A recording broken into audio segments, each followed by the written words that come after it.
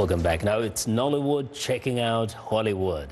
After a competitive selection process, entertainment professionals from across Africa will spend 3 weeks in Los Angeles, California, visiting big-time movie studios and honing their craft.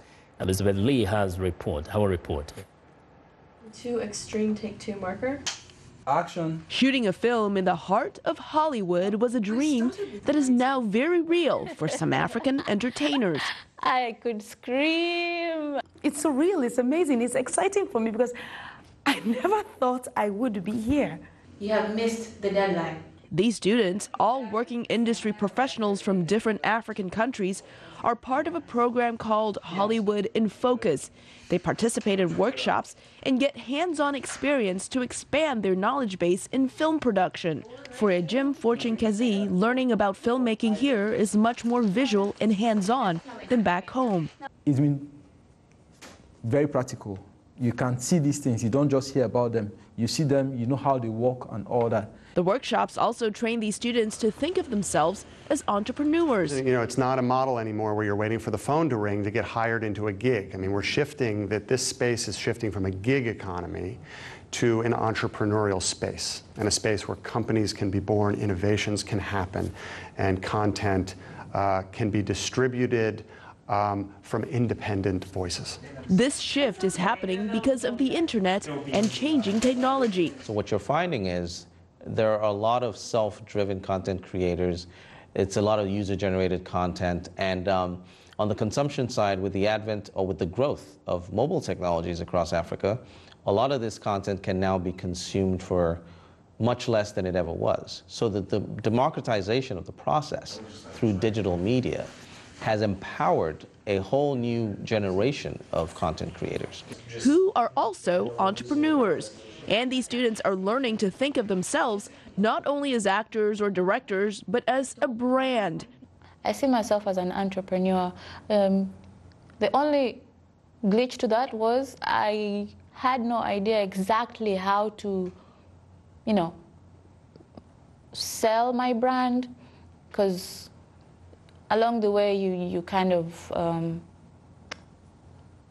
you kind of sell yourself short sometimes because of the opportunities or because of the lack of the jobs. These students say what they've learned here will not only enrich their careers, but also elevate the African film industry on the global stage. To kind of get that experience here and, put that in my own country and in my own, scope, basically, just so we can be up to speed with what's happening around the world and, give ourselves opportunities to be able to tell our own stories the way we want to.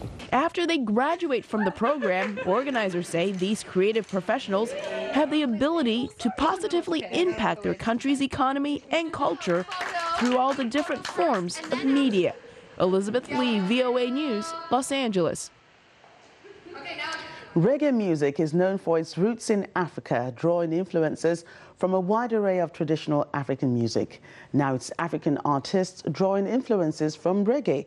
Tiken Jah Fakoly is one of the continent's most prominent reggae artists. Sami Arazuki reports from his recent concert in Morocco. Ils ont partagé Africa sans nous consulter. Et c'est temps que nous soyons désunis. They split Africa without consulting us, and they're shocked that we're not united, sings reggae artist Tiken Jah Fakoly from his song Nothing Shocks Me Anymore. Born in 1968 and originally from Côte d'Ivoire, Tiken Jah Fakoly has emerged as one of Africa's most recognizable reggae artists. His reggae music tackles hard-hitting political and social issues, spanning from supporting Pan-Africanism to denouncing imperialism. Tiken performed during the 13th annual Timitar Music Festival in Morocco, accompanied by his band members such as David John Baptist, who joins him all the way from the Caribbean island nation of Dominica.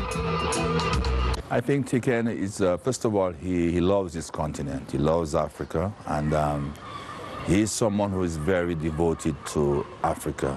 Like, the music he does really reflects on his vision of a better Africa.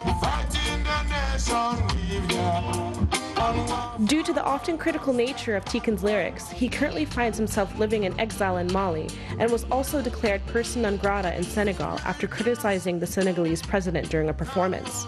Despite living in exile, Tiken has established a home away from home.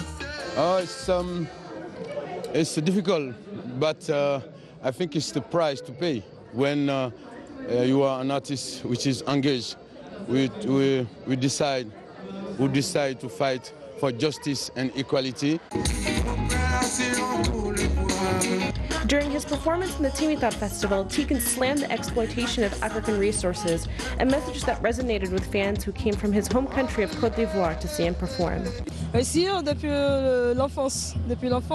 listened to Tiken since my youth. We always listen to Tiken. I'm a huge fan. We like those that resist with their music. A common theme during Tiken Jah Fakoly's performance was Africa United, a theme that was well received by the culturally and ethnically diverse audience, all of whom find a home in Africa. Samia Arizuki for VOA, Agadir, Morocco. Well, and that's our show for today. Be sure to watch Africa 54 on the VOA website at voaafrica.com. You can find all our shows there and get the world's biggest news stories around the clock. I'm Vincent McCory in Washington. So long. We look forward to bringing you another show next week. Do check out our website, channelstv.com, for all local news and programs, information anytime, day or night. I'm Joker Rogers. Thank you for watching.